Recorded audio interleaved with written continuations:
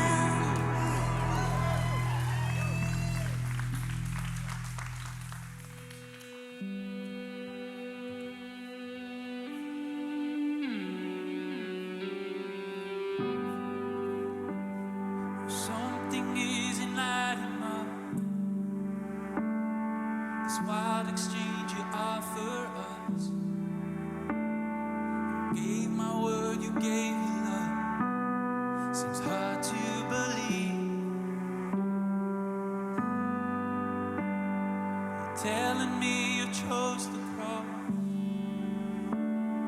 You're telling me I'm worth that much.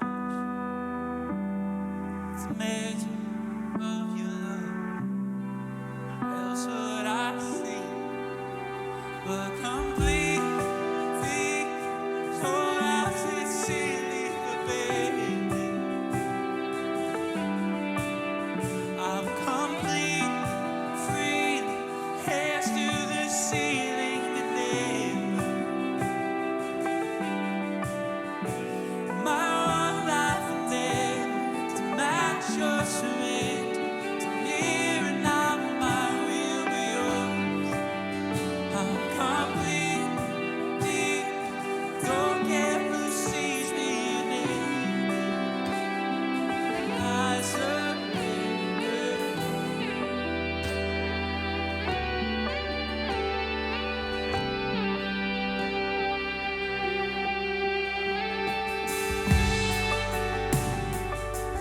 just can't get over it. What kind of self-control is this? You had angels on your fingertips. Cross you replay. And I can't display that kind of love that I can praise with everything I've got. Since still had all of its power on, just like the grave, I'm complete, sold out, sincerely abandoned. I'm complete, free, hands to the ceiling, and my one life attempt to match your surrender, to mirror my will with yours. Complete, don't let you seize me abandoned. Oh, I surrender all. I surrender all. Oh, I surrender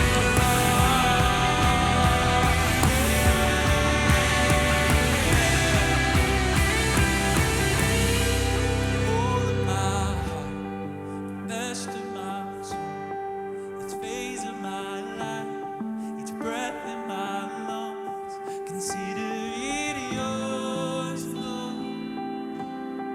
Consider it yours, Lord. The failures I hide, the victories I know, the battles I fight, the grounds that I hold.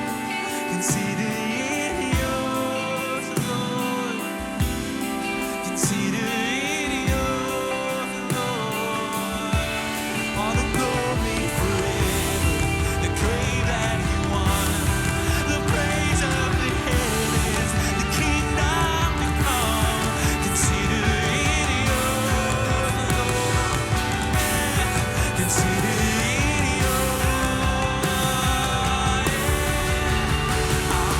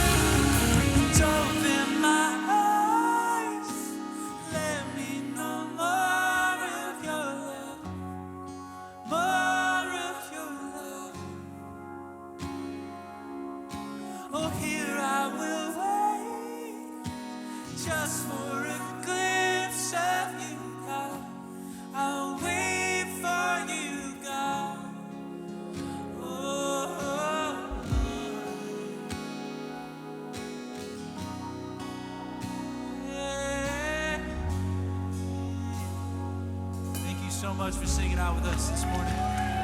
Enjoy the service.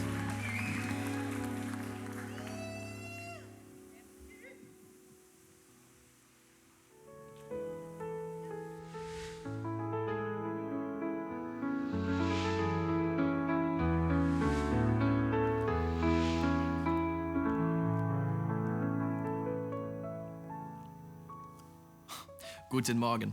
My name is Sigmund Freud. Here is your weekly practical prescription. Today's subject, goodness. Acts of goodness are good for the mind and soul. But what if no one sees them? Was there really any point? Make sure you post it to Instagrams or the TikToks so people know you're a good person.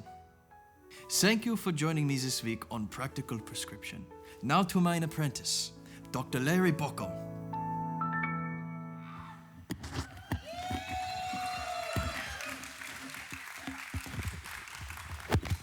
Good morning. Good to see you. I was in the Grand Hall just a minute ago.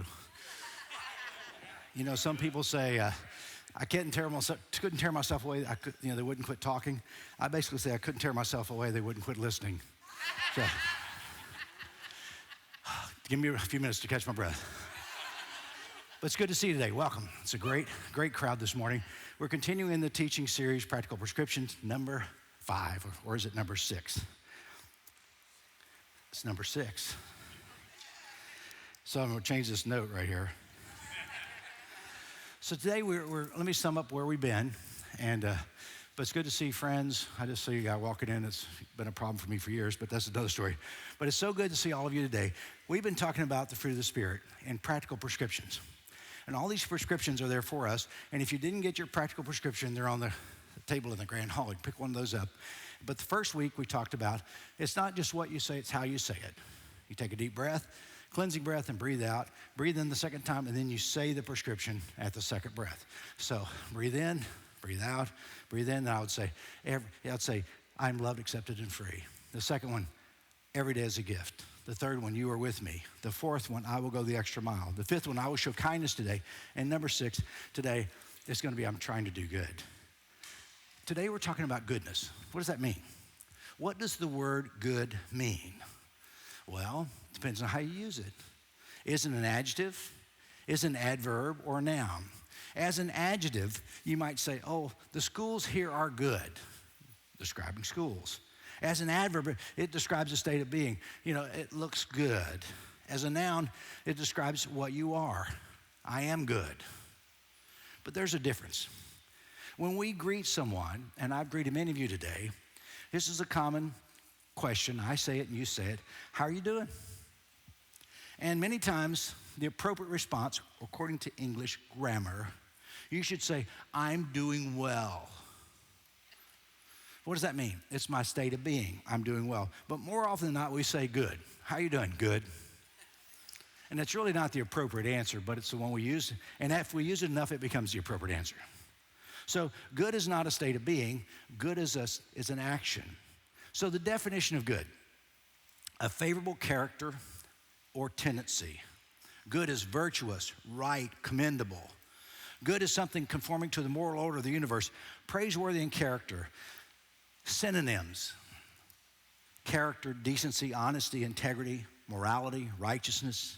Antonyms, what's the opposite? Affliction, curse, evil, plague, scourge. I think about synonyms for good. I think about my favorite football team. And I think about your favorite football team, it's the opposite. Curse, evil, plague. Unfortunately, people ask me, how's your football team doing? I'm a Florida State graduate. We've won 1 game this year. We feel pretty happy about 1 win. 7 losses, 1 win. So what does the Bible have to say about it? What does Jesus have to say about the word good? And that's what we're going to look at today. And let me show you this passage from John chapter 10, one of my favorites. Listen to what Jesus says. I am the good shepherd. The good shepherd lays down his life for the sheep. The hired hand is not the shepherd and does not own the sheep. So when he sees the wolf coming, the hired hand, he abandons the sheep and runs away. Then the wolf attacks the flock and scatters it. The man runs away because he is a hired hand and cares nothing for the sheep. I am the good shepherd. I know my sheep, and my sheep know me, just as the Father knows me, and I know the Father, and I lay down my life for my sheep. Today I want to talk to you about three things. They're in your notes. We're going to go through this pretty quickly today. But here's the first one. I want to learn more about Jesus, the Good Shepherd. See, that's what I want, and I want it for you. I follow him. So people say, well, are you a Christian? Or what does that mean today? It's hard to know, but I want you to know I am a Christ follower. I follow the teachings of Jesus Christ. Jesus uses the shepherd analogy because it's a common understanding of his day. Everyone in Jesus' day, when he said, I am the good shepherd, everyone understood that. If there had been better analogies, he said, I'm the light on the hill, and he talks about the things that were around him. He uses the analogies of his day. He taught within the culture and understanding of the people in his day. In The Lord of the Rings, I know a lot of you have read it or watched it, the primary wizard, the good wizard, called Gandalf the Gray. Later, he becomes Gandalf the White. Jesus is recognized by many names. He was called Jesus the Nazarene. Also, Jesus, we say Jesus Christ, but Jesus the Christ, meaning he was the Messiah, the anointed one. And here I want to suggest another name, Jesus the Good. If Jesus were to walk in here today and I were to greet him and I'd say, hey, Jesus, how are you doing? And he'd say, well, I'm doing well, thank you. I'm feeling well. Not how are you feeling, but Jesus, how are you doing? He'd say, I'm doing good. When we look at the life of Jesus, his life was a controversy. Jesus wanted to do good. The system wanted to make sure he worked through it. Any good had to come through the system. Jesus thought the system, though, was working against the good. That's why Jesus rebuked Judaism. He rebuked the religious system that oppressed the poor and the weak. He rebuked the Roman system that oppressed the poor and the weak and the marginalized. And a lot of controversy around Jesus. When you try to be good and do good, there's going to be controversy, which leads to number two, and it's this. I want to know and recognize the voice of my shepherd. So I want to learn more about Jesus, the Good Shepherd. Secondly, I want to know and recognize the voice of my shepherd. Jesus said, my sheep recognize my voice. When he brought out all his own, he goes on ahead, verse 4, and tells them, ahead of them, and the sheep follow him because they know his voice. In the culture of Jesus' day, like I said just a minute ago, shepherd was a common occupation. But it wasn't the occupation of the wealthy. It wasn't the occupation of the Sadducees, the educated. It was the common occupation of the day. Jesus uses this analogy to drive home the teaching. Well, Pastor, do you use analogies like shepherding? No. I've never been a shepherd. Just curious, anybody here ever been a shepherd? I use analogies of aggressive driving. Or shopping carts trying to get to the cashier that's just walked up and there's a long line and you're just walking along waiting for the right person to open up. I use the analogies of Thanksgiving dinners and football games. Jesus would never use any of these analogies. But what's the point of the story? Jesus is the good shepherd, as opposed to the not so good shepherd. So what's so good about the shepherd? First of all, he pays attention to his or her sheep. The shepherd takes care of the sheep. The sheep know the voice of the shepherd. Often when sheep grazed all day long in this culture, they'd be penned up at night. I've been to Israel half a dozen times, and I've been to the shepherd's fields, which is an area outside of Bethlehem. And there's where the sheep, the shepherds were grazing their field at night, and lo, the angel of the Lord appeared to them, and they were so afraid, the Luke version of that thing. But after they grazed all day, they wouldn't put them in a pen. They're usually in a cave, protection for the night. And oftentimes there'd be many shepherds would come around and they'd all put their sheep in the same cave and they would hang out and talk and have stories, hang out together in the evening and then get up in the morning. But in the morning, you'd go out and you say, well, how do we know which sheep belongs to whom? Those are your sheep, these are my sheep, but they all been in the pen all night. He would call and the sheep would recognize the voice of the shepherd and follow his voice. Now, I'm sure there were some sheep that said, man, I wish that was my shepherd. He's nicer. Mine scolds me too much. And I'm sure there's some shepherds who hated sheep. So I wonder how many sheep followed an unkind shepherd. I wonder how many sheep followed an unjust, oppressed religious system. In contrast to this common understanding, Jesus says, I'm the good shepherd.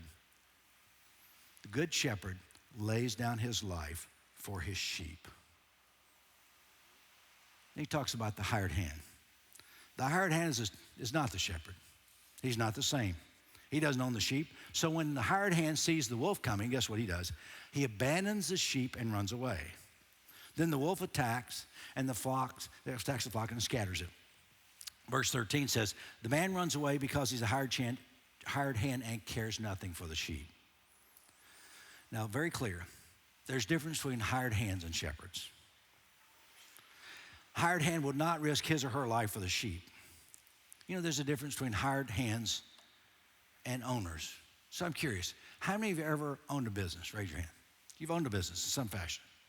Now, how many of you worked in the corporate world? You always work for somebody along those lines. Just raise your hand, okay? There's a difference between those who retire, who own their company, and those who do not, who work for somebody else. There's a difference between hired hands and owners. In the church, there's a difference between hired hands and owners. What do you mean? Suncoast and other churches have pastors or several pastors. Present day use of the word in the biblical understanding, the word in Latin for pastor is shepherd. Did you know that? As a pastor, I'm a shepherd, and that makes you the sheep. I love rack of lamb. You know, leg of lamb. I mean, but when the sheep hear his voice, they follow him. Here's one of the questions. How do we distinguish between the voice of Jesus from the many teachings we hear in the voices of society? The role of the pastor is to make sure the sheep are well fed and taken care of. My father-in-law, who's been gone since 2001, he told me this when I was a young pastor. I've been a pastor for 42 years. He said, you know, you can shear your sheep many times, but you can only skin them once. Some pastors want to skin their sheep every week, as if you're a dirty, rotten sheep. You deserve nothing good, and you need to be beat up. You're sentenced forever to whatever, to dismal. You know, you're all going to hell in a handbasket, and my job is to make handbaskets. I mean, that's kind of the way it goes. But the role of the hired hand is different than the role of the shepherd. The role of the hired hand is to make sure that he or she is well fed. The role of the shepherd is to make sure the sheep are well fed. Do you know the average tenure of pastor according to Lifeway Research? In this country, the average tenure, how long a pastor will stay in a church, 3.6 years. To make a difference, the study says a pastor needs to stay over 11 years. I've been a pastor at Suncoast for 26 years. It's a long time. And owners and hired hands can be described in interesting ways. Some people, and you use this analogy, some people have skin in the game and some people do not. A business owner will have more skin in the game than somebody who just comes to work for the business. A business owner will have more at stake than an employee. So I want to tell you, I want to brag on my staff. We have a church staff with a sense of ownership. So let me mention a few that have been around here for a long time. Becky, my wife, has been involved at Suncoast in the children's area for 26 years. It's a long time. Reminds me of a story of Mrs. Jones. She'd been in the nursery for 25 years. I said, that's wonderful. We want to give you an award for being in 25 years. Why did you want to be in the nursery for 25 years? She said, I don't know. One day they asked me if I would just watch them for a minute, and they never gave me an option. So he'd been there for 25 years. Becky's been there 26 years. Kevin Kaiser, you see out front, Pastor Kevin, he's been here over 20 years, and he has the best interest in Suncoast. So let me tell you, Anita, Henley, Ricardo, Lisa have all been here 15 years or more.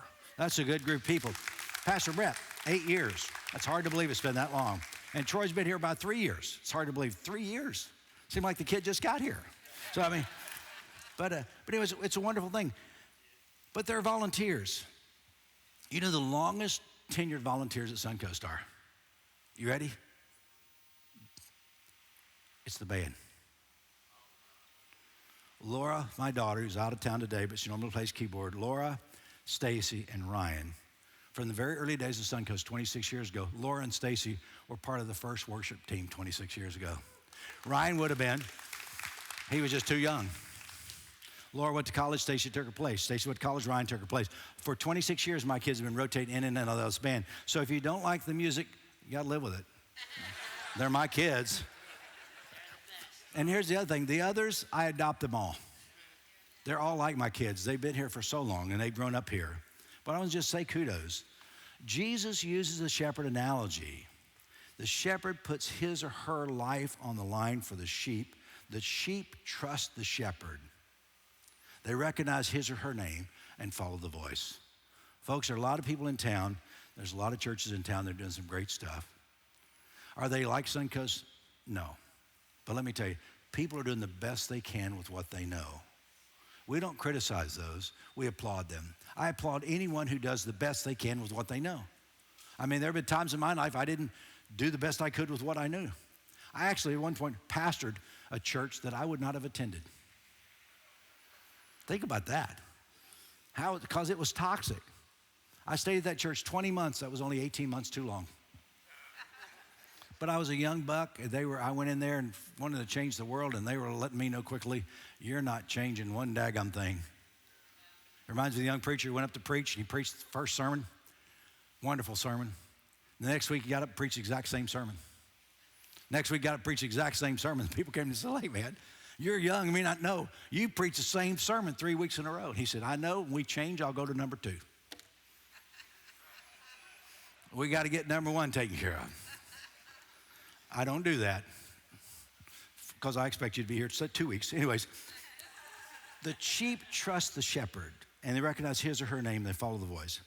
And the last truth today, we're going to go through this quickly. Not as quickly as you think, but we're getting through all 3 points quickly. Number 3, I want to follow the authentic teachings of Jesus Christ. You know what my joy is as your pastor? Is to find out what makes your heart sing and to help you discover that. As your pastor, using the shepherd analogy, I want you to find green pastures in your life. I want you to have a healthy life, a life full of joy and away from adversity as much as possible. I want you to discover what it means to live and be the best version of you that you can be. See, as your pastor, I want you to follow the same teacher I follow. His name is Jesus. So what are the characteristics of Jesus?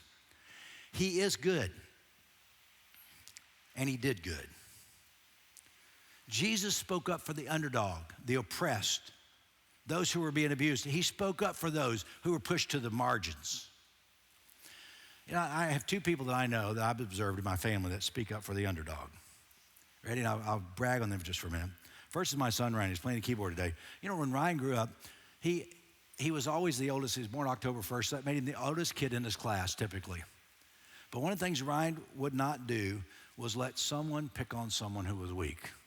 I saw him more than once stick up for the underdog and say, that's just not going to happen. I mean, just not going to pick on my friends. And I see that same quality in my grandson, Colin. He doesn't let people pick on others. That's just his nature. No, let's don't do that.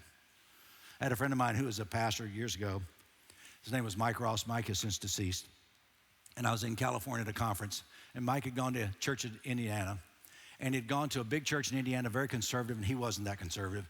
And the church, he called some things and straightened some things out. For example, you know, the choir director was sleeping with one of the choir members. It wasn't his spouse. He said, that's probably not a good idea. So little things are happening, and he's straightening out some things in the church. And the church had a church board, and they kind of run the church in some organizations. And they begin to push down on him. You cannot correct these things. This is who we are. And later on, he decided, after a couple of years, I'm not going to stay here. So had another church offer him a position. He moved. I was in San Diego, and I was on a bus with about 50 guys. And some of these guys in front of me on the bus were talking about this friend of mine, Mike. He said, that guy is the greatest disaster that ever happened in the church. He did this. He tore this thing apart. He did damage to this. And what they didn't know is he's one of my best friends, and I knew the inside track that they didn't know. And I sat there and listened to it for about 2 minutes. Finally, I stood up and, hey, guys, I want you to know the guy you're talking about is one of my best friends, and you guys are pastors, and this is nothing but just pure slander and gossip, and it's going to stop. And they got real quiet, and I walked off the bus, and I was a little bit mad. It's all right. I don't know. Madness is a good thing. What I do know is my friend Joe Brown came up behind me, put his arm around me. I was walking, I was kind of letting some steam off. He said, you know what I'm really glad about? I said, what? He said, I'm really glad I'm your friend. I said, why is that? He goes, because nobody is going to talk trash about me when you're around. Fair enough? Now, I want you to know I still talk trash about a lot of my friends. That's a different story. I'm looking around, I talk trash about you, and I talk trash about you. But here's the thing, not behind your back. Always to your face. And that's just male banter the way it goes. But I do think it's important that we stand up for those things. I mean, we gotta be kind for people. Human beings mirror each other. So if you come with your daggers out, they'll come with their daggers out too. Yeah, I've seen it so many times, and I even fight it myself. When some comes with a real oppressive, aggressive approach, the defense mechanism mirrors that.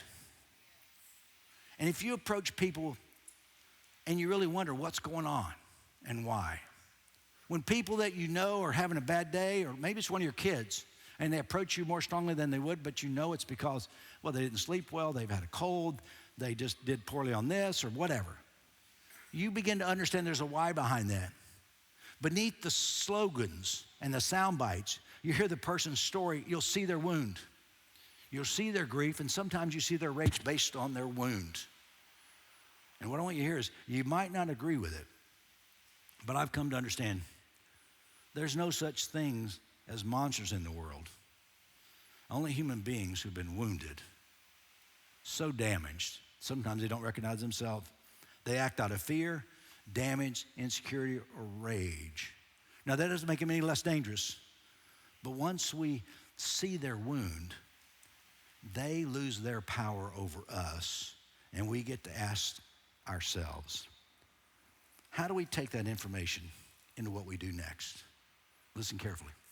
I invite people to take their wounds, their adversaries' wounds, into spaces of reimagination, of imagining another outcome, a policy, a relationship that leaves no one outside the circle of care, not even then. This kind of labor is a kind of revolutionary love. It's not a sacrifice of the individual, but it's the practice of community. See, Jesus stands up and he gives voice to the oppressed, and he rejects any system that values law over goodness. He puts his life on the line for his friends and his followers. There are those, I want to talk to you about, there are those today who do good and those who claim to be good. Now, let me explain. I grew up in a tradition of being good. We don't smoke. We don't chew. We don't go with the girls who do. Our goodness was defined by what we didn't do. I grew up, we didn't go to movies. We didn't smoke. We didn't drink. We didn't gamble. We didn't buy lottery tickets. And for heaven's sakes, out of all the sins, we didn't dance. The worst sin in the church, jokingly, was dancing. I heard a story told by pastors. You know why the church does not believe in premarital sex? Because they're afraid it'll lead to dancing. Dancing. There's another joke. You know why you never invite one of your Baptist, Nazarene, Methodist? You know why you never invite one of those church people fishing with you? You always invite two. Because if you invite one, they'll drink all your beer. Being good is more than what you will not do. That's what Jesus taught. Being good is something positive within. And we're studying these internal qualities, the fruit of the Spirit, love, joy, peace, patience, kindness, goodness. These are internal qualities. Today we added an external dimension. Goodness is not just what you are, but it's what you do. It's what you do that makes a difference. If you spend all your life trying to be good, you're just treading water. I just want to be good. If you spend all your life just trying to be good, you'll never make it across the lake. You'll never swim. Being good is treading water. Doing good is swimming across the lake. Being good is how well I'm swimming. Doing good is keeping others from drowning. Being good is telling the others that a hurricane's coming, get out. Doing good is opening your facility as a shelter so people can come here. Being good is saying, I'm so sorry you don't have a car. Doing good is giving away our 21st car yesterday. Let's thank us.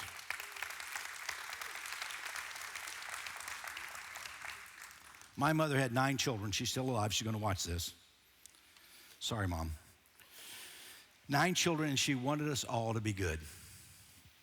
She naively believed, I think naively believed, for us not to do certain things makes us good.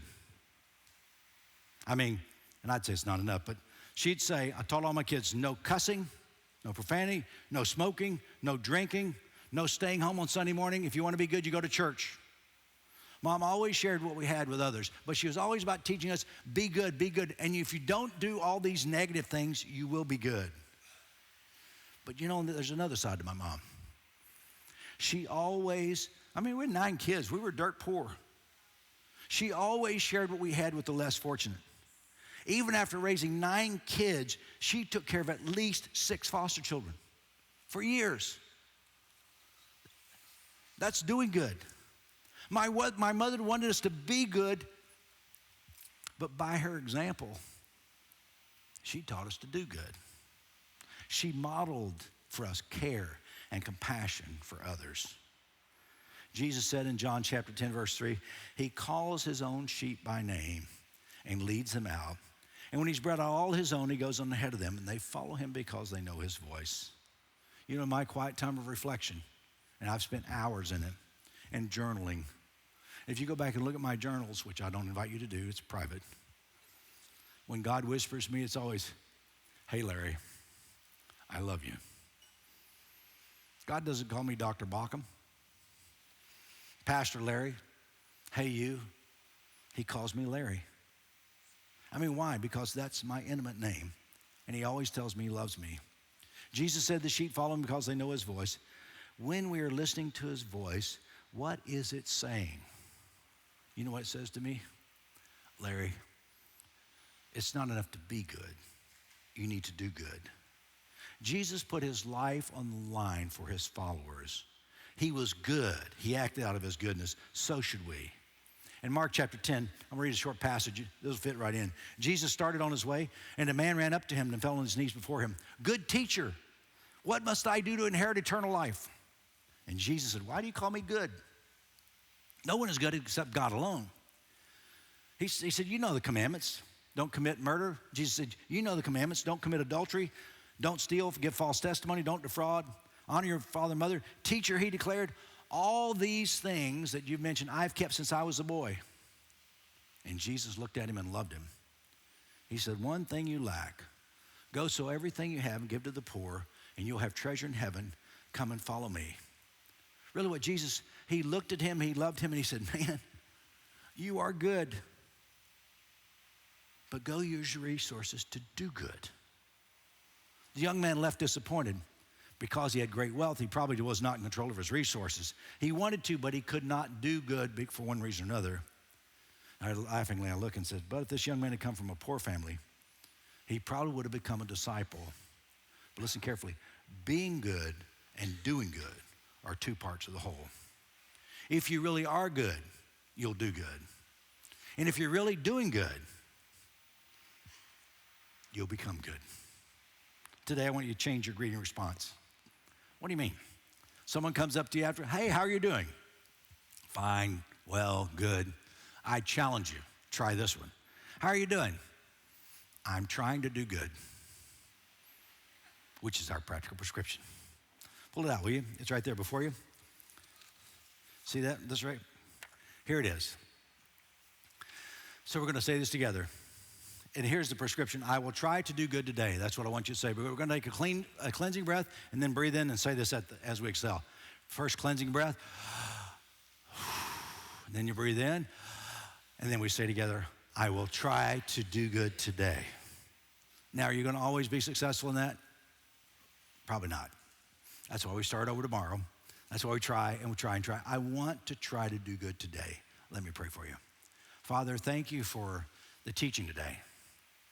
Some of us have been good our whole lives, but we've just not done so much good. And some of us who have done good, we realize it makes us better.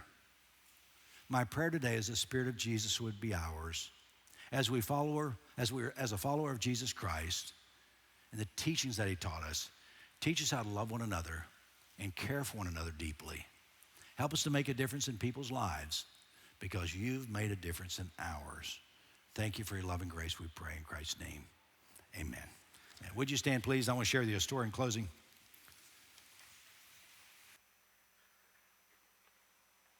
You know, sometimes when you try to do good, people look at you with suspicion. What do you want?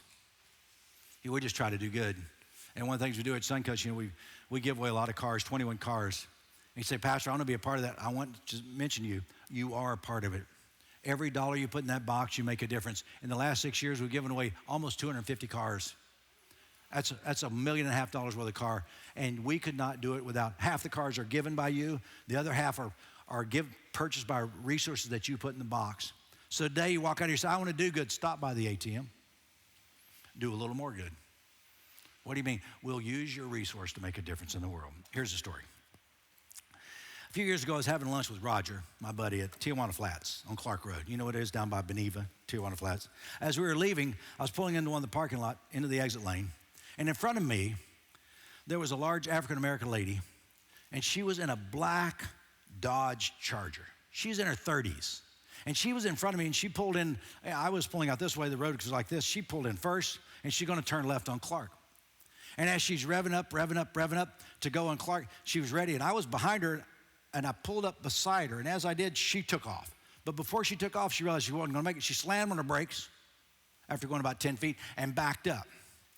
And as I pulled behind her, her backup lights were on. Now, she, in such a haste, did not realize her car's still in reverse. I pull up beside her. Her window is half down. I roll down my window, and I say, excuse me, your car's in reverse. But before she could hear me say her car's in reverse, she cut me off. I said, excuse me, and she waved her finger at me, and she said, don't talk to me, in a very sing-songy voice. Don't talk to me. I said, but she said, don't talk to me. She rolled her window up.